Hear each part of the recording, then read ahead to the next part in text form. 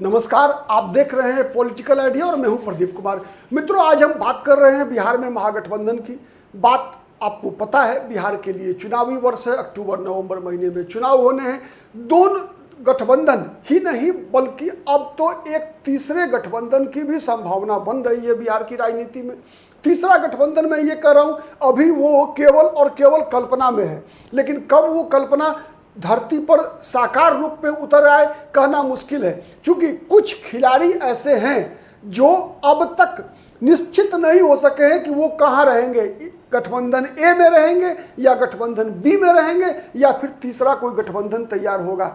तीसरा कौन तो बनेगा ये तय है, प्रशांत किशोर ने लगभग तय कर लिया है कि तीसरा कौन बनना है, लेकिन वो तीसरा गठबंधन भी बनेगा या प्रशांत किशोर अलग लड़ेंगे या प्रशांत किशोर चौथा कौन बनेंगे, ये कहना आज के दिन में मुश्किल है। मुश्किल क्यों है, उसका सबसे बड़ा कारण है कांग्रेस पार्टी की रणनीति, राहुल गांधी की रणनीति। राहुल गांधी का 5 दौरा बिहार में हो चुका है, प्रधानमंत्री का भी 5 दौरा हो चुका है। मतलब राहुल गांधी का प्रयास है कि इस बार बिहार विधानसभा चुनाव को राहुल गांधी वर्सेस मोदी कर दिया जाए। और इसका मतलब क्या एक और निकल कर आ रहा है, राहुल गांधी अपने अब तक के बिहार के 5 दौरों में महागठबंधन के किसी भी अन्य सहयोगी को अपने मंच पर नहीं बुलाया। एकला चलो, मतलब अकेले चल रहे हैं। न तेजस्वी यादव हैं उनके मंच पर, न मुकेश सहनी कहीं दिखते हैं, न सीपीआई, सीपीएम, सीपीआईएमएल, न पशुपति कुमार पारस, कोई भी नहीं। केवल और केवल राहुल गांधी दिखते हैं। वहीं प्रधानमंत्री के साथ नीतीश कुमार भी दिखते हैं, चिराग पासवान भी दिखते हैं, जीतन राम मांझी भी दिखते हैं, उपेंद्र कुशवाहा भी दिखते हैं। वहीं तेजस्वी यादव के साथ लगातार मुकेश सहनी दिखते हैं, सीपीआई दिखती है, सीपीआईएम दिखती है, सीपीआईएमएल दिखती है, लेकिन राहुल गांधी नहीं दिखते।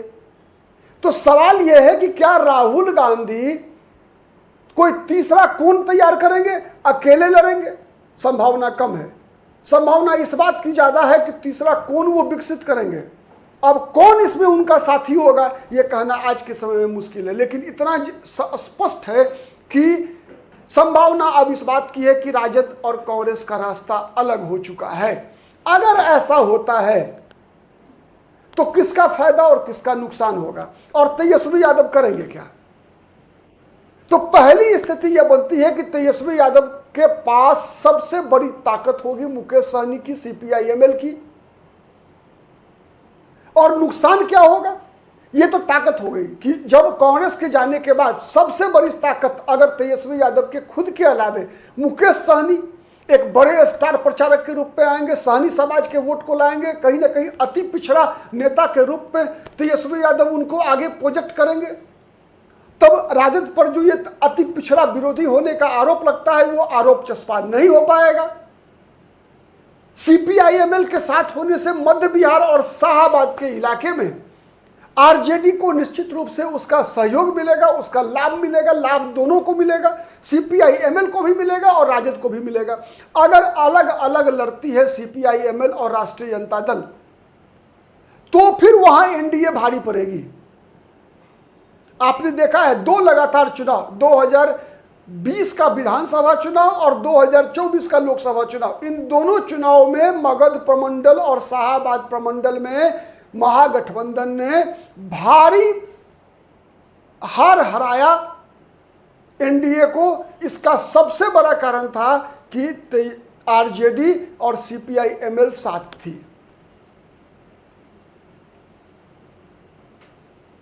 तो यह सबसे बड़ा फैक्टर है।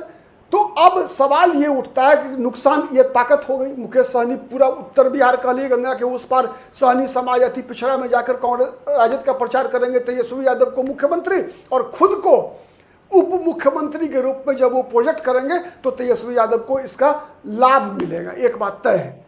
लेकिन वो नुकसान जो कांग्रेस के अलग लड़ने से होगा, वो नुकसान, जिस नुकसान का कारण बनेंगे पप्पू यादव और कन्हैया कुमार जैसे लोग, जिस नुकसान का कारण बनेंगे राजेश राम और शकील अहमद जैसे लोग, और ओवरऑल राहुल गांधी का एक प्रधानमंत्री के भावी उम्मीदवार के रूप में चुनाव प्रचार करना, वो नुकसान है मुसलमान वोट बैंक का। और उस मुस्लिम वोट बैंक को ही साधने के लिए कहीं ना कहीं तेजस्वी यादव और ओवैसी की पार्टी, आपने देखा कि 2 दिन पहले ही ओवैसी की पार्टी के प्रदेश अध्यक्ष अख्तरुल इमाम ने स्पष्ट कहा कि हम महागठबंधन में शामिल होना चाहते हैं, आरजेडी के साथ तालमेल करना चाहते हैं और तेजस्वी यादव को मुख्यमंत्री बनाना चाहते हैं, लेकिन यह तभी होगा जब हमें हमारे हक की सीटें दी जाएगी। अब सवाल यह उठता है कि उनके हक की सीटें क्या है? तो खैर, उनके हक की सीटें कितनी है यह कहना आज मुश्किल है। वो तो जब ओवैसी और तेजस्वी यादव की पार्टी के लोग आपस में बैठेंगे तो फिर चर्चा करेंगे कि भाई कितनी सीटें उनको मिलनी चाहिए।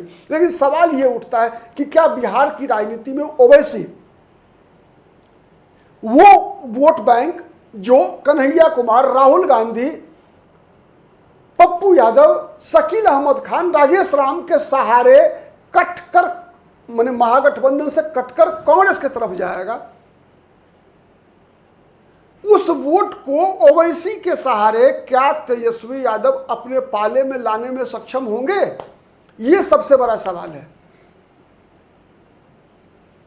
और अगर क्या वो वोट बैंक अगर तेजस्वी यादव के साथ आ गया तो अब तक जो तेजस्वी यादव के वोटर रहे हैं, विशेष रूप से जो वोट यादव समाज का, जो 90% वोट तेजस्वी यादव को आंख मूंद कर जाता है, क्या उस वोट में बिखराव नहीं होगा?